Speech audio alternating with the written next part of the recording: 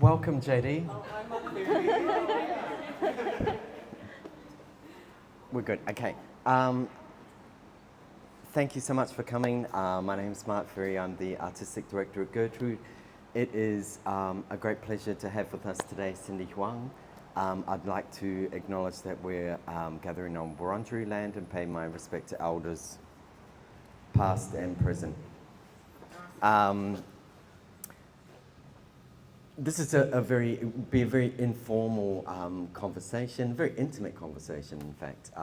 But Cindy's been here with us from Auckland, Aotearoa for the past week, and we thought that this was a really great way for her to kind of think about presenting this work in a context outside of Aotearoa in some ways. We're presenting a work here tracing the Gilded Trail. It's had some name changes along the way, hasn't it? Yeah. It's the third iteration of this project, first presented in Queenstown in 2023 and then again at Suma maybe the following year. This is Cindy's first solo show in an international context, and it's been, I'd like to start by saying it's just been such a fantastic journey of working with you towards this project. So we're going to talk about Cindy's practice quite broadly, and we're going to talk quite specifically to this work and quite specifically to a newly commissioned work which exists in this gallery and down the side wall as well. But we'll, dare I say it, the work's very fragile, as you will see, and this is tonight's probably its most dangerous outing for the exhibition. But tread carefully. Cindy, thank you for being here. Now your practice is really and complicatingly materially focused, but also it's underpinned by a really rigorous process of research and in many ways, kind of community engagement. So in some ways, the context of Queenstown and central Otago and Aotearoa was in many ways a kind of a genesis for this project. So it is, it looks at, I'll introduce it and pass it on to you. So in some ways, the research that underpins this work is about early Chinese migration into New Zealand, which was, as it was into Australia, led by various discoveries of gold in central Otago, I think 1861 or thereabouts. So there were, predominantly from the southern part of China, a lot of communities, all male, that came over and worked for largely kind of like very temporary parts of time.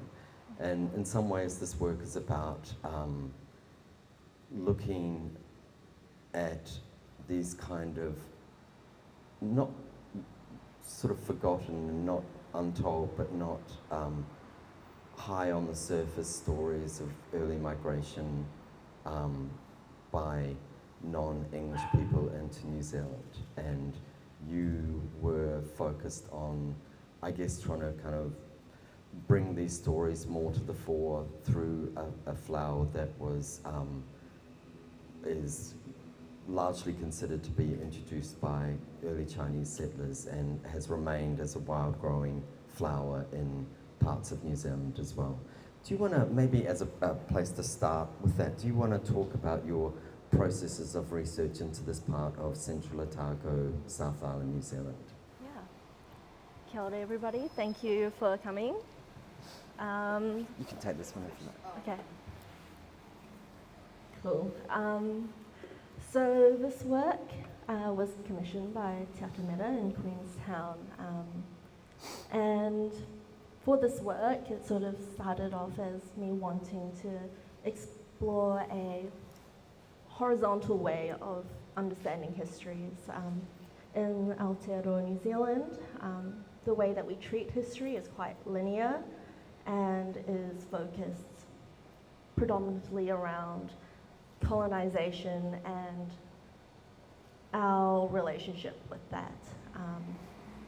And for me, I wanted to look at the relationship that migrants, tauiwi Chinese, have with indigenous populations, Māori, mana whenua, and within that context. And a part of this work was also a bit of self-discovery of my own family lineage. On my mother's side, I have a couple generations coming back and forth, one to come during the gold rush and another who came as a market gardener. And so when I was invited to Queenstown, I explored the Otago region, which is quite famous for its gold rush history, and it's quite a proud history that they have. But with that, there's lots of misremembering of this history as well. A famous landmark is Arrowtown, which was a Chinese settlement. And during my process researching, looking into many publications in local libraries, and often these publications are made by the community retelling their histories. And from what I saw, it spoke a lot to a pleasant history, which I know wasn't actually the fact. There were these myths that, an infantilization of the racism that the Chinese population faced during that time. There were stories about, during Chinese New Year, the whole community got together and we were all jolly and we had this fun time. But if you look at the actual landscape of Arrowtown, you can see where the European settlers were at the top of the hill, and at the bottom were all these mud huts where, Chinese gold miners and laborers occupied. So just from that alone, you can conclude that, that isn't true, and, the counts of racism that Chinese faced was mostly done by young boys that didn't know better, but history tells us, in the laws within New Zealand, we had the poll tax, which meant that Chinese workers coming here had to pay £100 to get, and then that was years' worth of their annual salary to be able to come. And that is the only law in New Zealand that was implemented that specifically targeted a single race of people. But anyway, during this process, I travelled down to Riverton, which is right at the bottom of the South Island.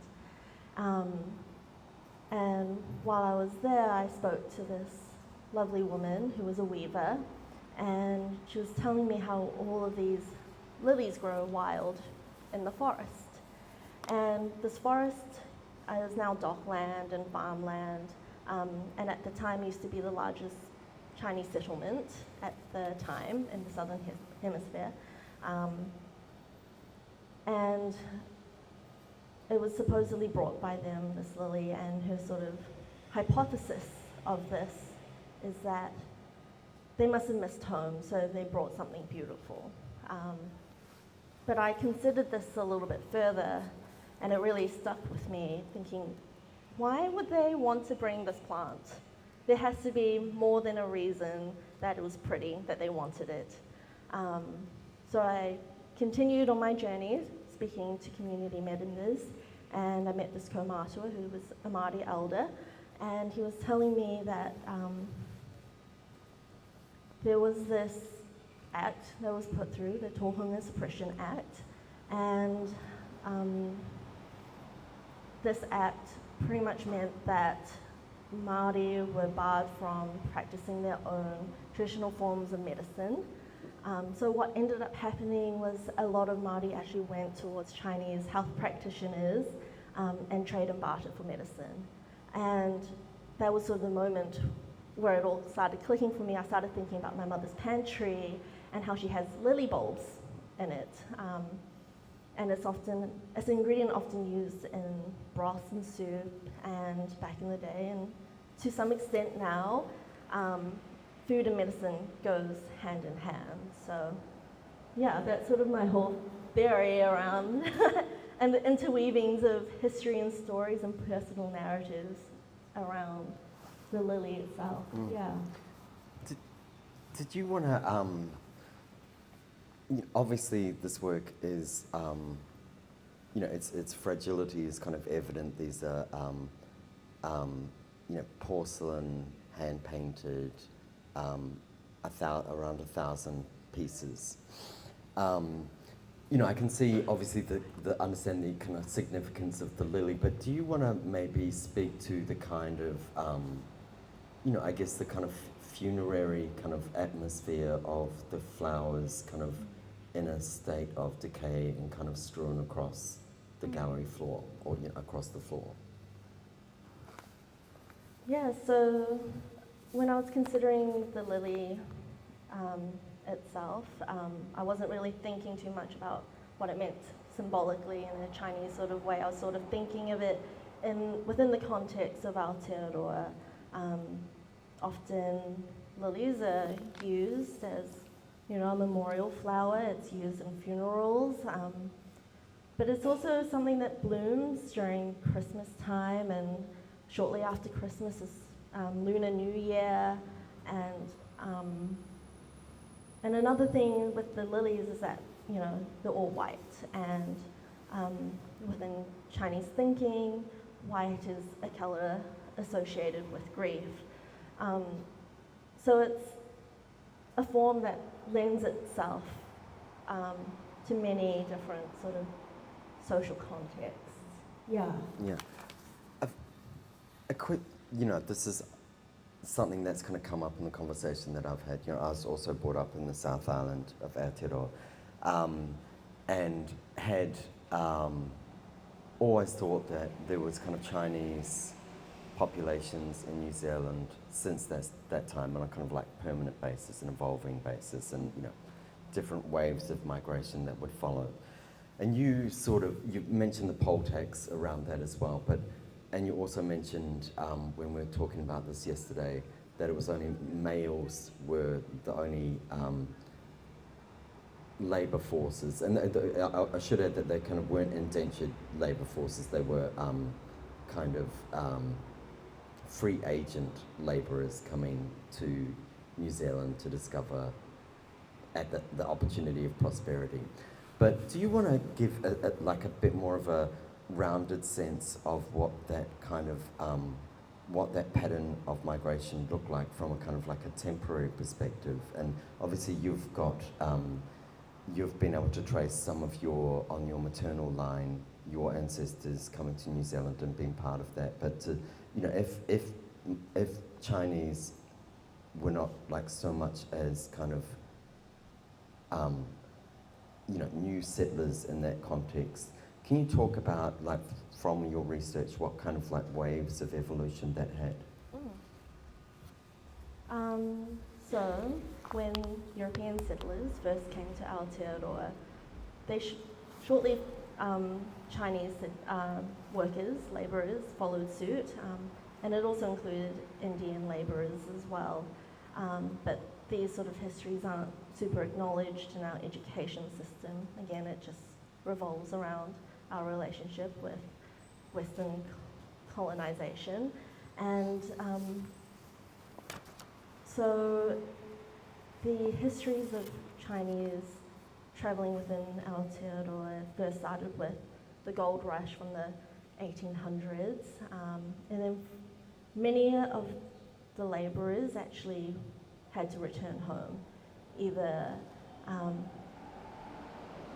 deceased, and their remains would be delivered back if they were fortunate enough to have enough money to do so. And very few were allowed to stay in Aotearoa. Part of the reason why only male Chinese were able to come to the country was because they didn't want Chinese to procreate and increase the population. So that is why Chinese women weren't allowed into the country. And with the few that were able to stay, they sort of evolved and became market gardeners, open laundromats, open restaurants.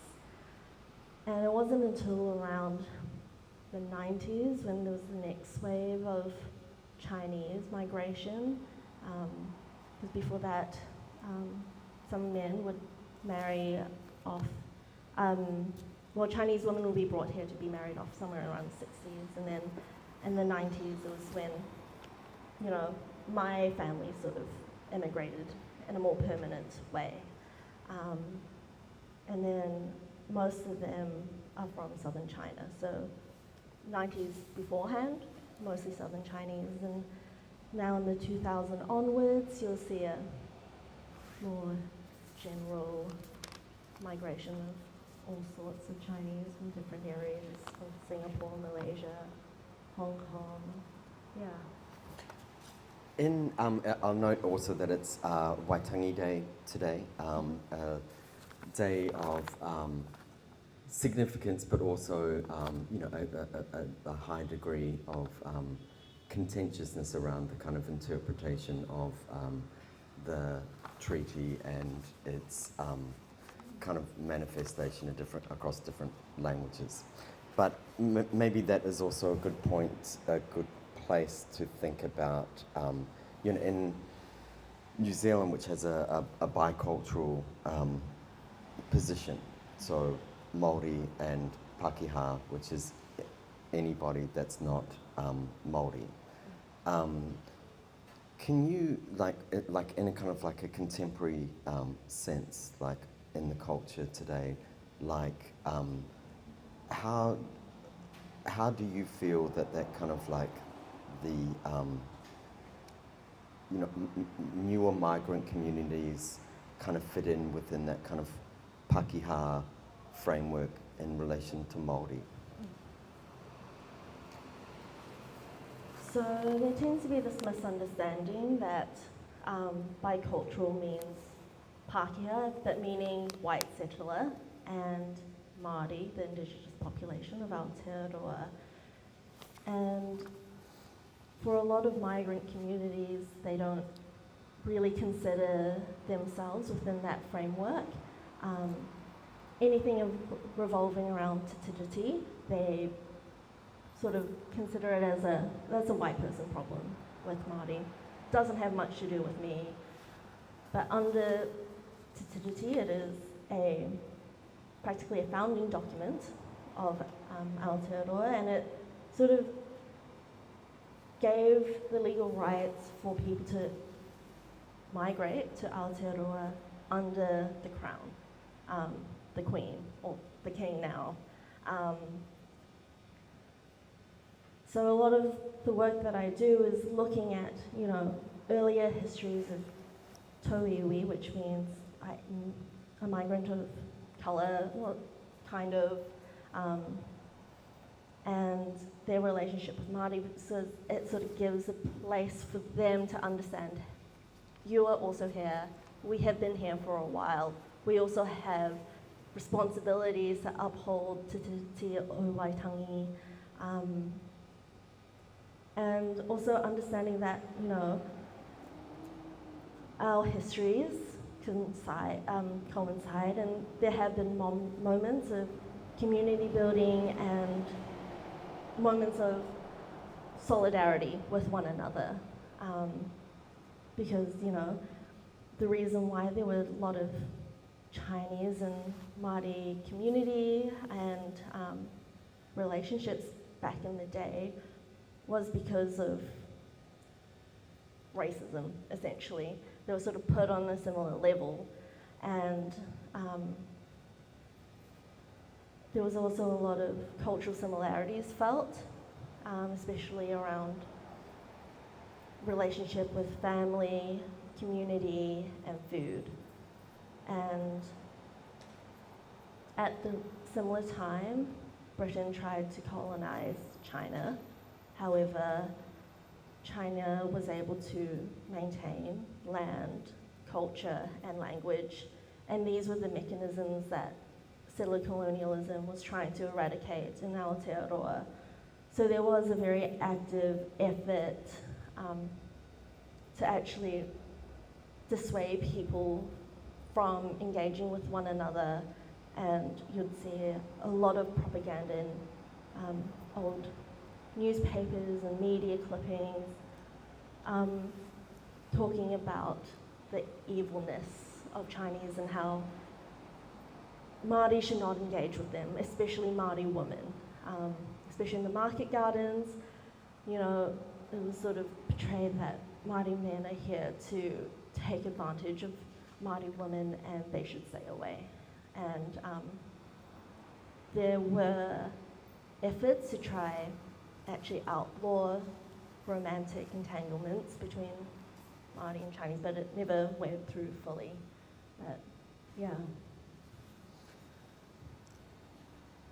Obviously, this work speaks to deep and, you know, quite disturbed histories in some ways, but in a kind of like a broad kind of cultural sense.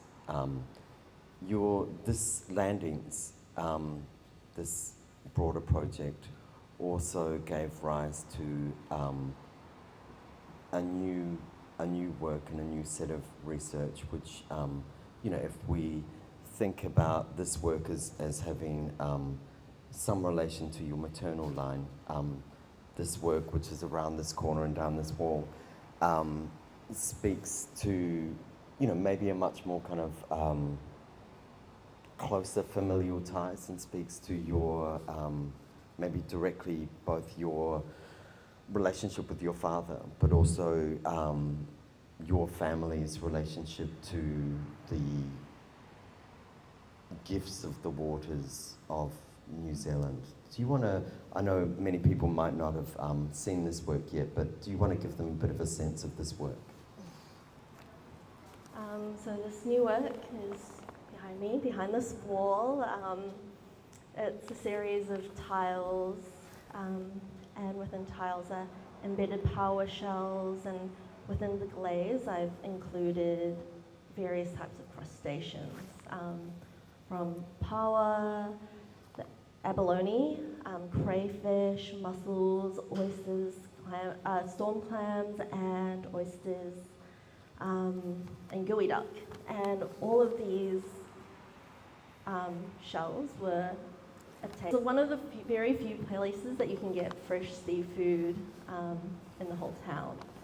And so with this new work, in some ways it derives from tracing a gilded trail, because parts of the work is sort of thinking about, as migrants, how we, you know, also participate in capitalism and extraction from land. Parts with the methods of gold mining back in the day, they used to do sluicing, and water races, so they'll literally carve out mountainsides to get to gold. So it's quite an extractive process. So I've been thinking about how extraction of natural resources have been benefiting my life and my family's, and I've been thinking a lot about, you know, seafood in that, extraction of all these natural resources for my dad's business, so on and so forth. Yeah. I was just, we'll close this out, but I just also wanted to give a context for how famous Michael Huang is at Opie's, that fans of New Zealand cinema, Temuera Morrison, anybody, Jake the Muss, Shortland Street, he's always trying to convince Michael to come out with him, and Michael always rebuffs him. So, on that note, Cindy, thank you for your generosity. I hope you all enjoyed the work. I'll quickly just acknowledge before we give you a round of applause, the support of Creative New Zealand, who have helped support this project, and also acknowledge that this evening we're also opening a new project by Augusta Vanal Richardson, which is being supported by the Henry Moore Foundation. So Cindy, Augusta, thank you for such wonderful shows.